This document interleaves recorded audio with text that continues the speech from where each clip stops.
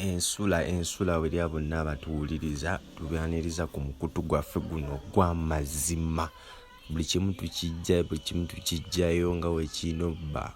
Wabula leero ndeese amawulire gano tegalinda naye nga tunabagayingira mu bambi mbasaba musubscribinge musharinge namwe mwenna abakomenti nga mukola gw'amaanyi mwebale kuwuliriza emirimu gye mukwatako mu abasinga.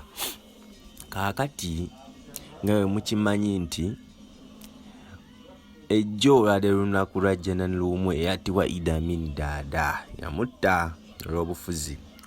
Bweni yavuddeyo n'ategeeza eggwanga n'agamba religious leaders ababakulira mu nsinzi ya Katonda batandise okudda te mu business batya Museveni okusinga Katonda. N'agamba I want religious leaders to reflect on the life that Janan Luwum lived. Ayagala abakabona batunire obulamu Janan Luwum bwe yali atambuliramu nga tatya ng'ayogera amazima kozi abasinga kati bonna batya Museveni osinga okutya Katonda. Bobby n'agamba n'okugamba abasirikale be baamuwa bakwatibwa nga 2 Desemba 2020 nga omusango gwe babateekako teguli nayo mbu gwe bakolanga 3 January 2021 ndoza muwulira bakwatibwa nga 2 Desemba 2020 naye omusango gwe babateekako mbuno gwali gwa 3 January 2021 yeyo Uganda yaffe. Era kati bakyali mu detention ya UPDF paka kati tebatwalibwanga mu kooti tebatwalibwanga wa bakyali wa UPDF bakutte.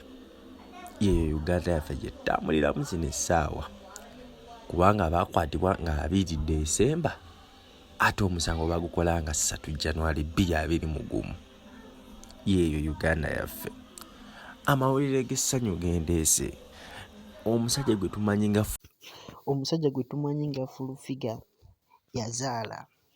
Abasinga bali balowooza tebasobola kuzaala naye yatusurprisinze n'azaala era mukazi we yazadde bulungi naye yadde yabadde kasajjale naye yazaala wiiki ewedde. Naye omukazi bamuyizizaayo mu kyalo full figure asobole okuyiyanga ka ssente ke banaamuwanga n'omwana. Tubaagala nnyo tubagalira ddala. Mwekuumire ku channel yaffe musubscribinge.